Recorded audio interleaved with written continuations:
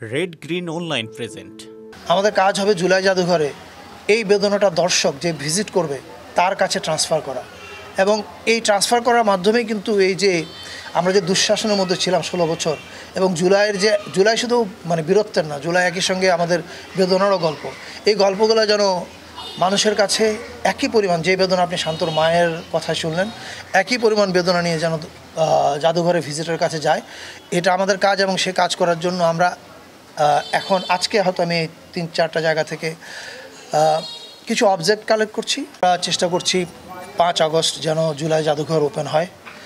এবং জুলাই জাদুঘরের প্রধান কাজটা হচ্ছে, দেখেন, খুনি এখনই বলছে সে কোনো খুন করে নাই। আপনি তার ফোন কনভারসেশনগুলো দেখেন, তাদের মধ্যে ন্যূনতম অনুশোচনা নাই। জুলাই জাদুঘরের কাজ হবে খুনির সব অপরাধ জাতির সামনে তুলে ধরা, যেন 50 বছর পরে, তখন আমরা কেউ থাকবো না, বাংলাদেশের 50 বছর পরে যে প্রজন্ম, তারা যেন ওই জাদুঘরে গিয়ে দেখতে পায় আসলে কি হয়েছিল। এই যে আপনারা এতক্ষণ শান্তর মায়ের কথা শুনলেন, ওনার দিকে তাকানো যায় না। উনি যখন কথা বলে তখন যে কারো কান্নায় বুক ভেঙে যাবে, আপনি সহ্য করতে পারবেন না এটা। এই যে এটা এক শান্তর মার ব্যাপার না, কিন্তু আমি কালকে ওয়াসিমার বাসায় গেছিলাম, ওর বাবার চোখের দিকে তাকানো যায় না। প্রত্যেকটা ফ্যামিলিতে কিন্তু আপনি এটা সহ্য করতে পারবেন না তাদের চোখের দিকে তাকালে।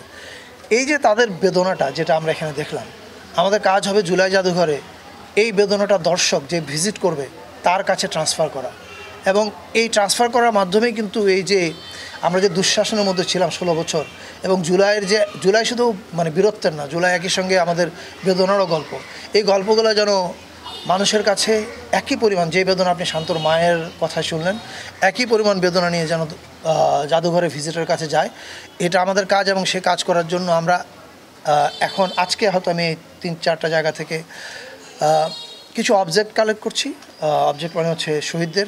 এই বিশেষ প্রতিবেদনটি যদি আপনাদের ভালো লেগে থাকে অথবা উপকৃত হন, তাহলে অবশ্যই এই চ্যানেলটি সাবস্ক্রাইব করুন এবং লাইক, কমেন্ট ও শেয়ার করে রেড গ্রিন অনলাইনের সাথেই থাকুন।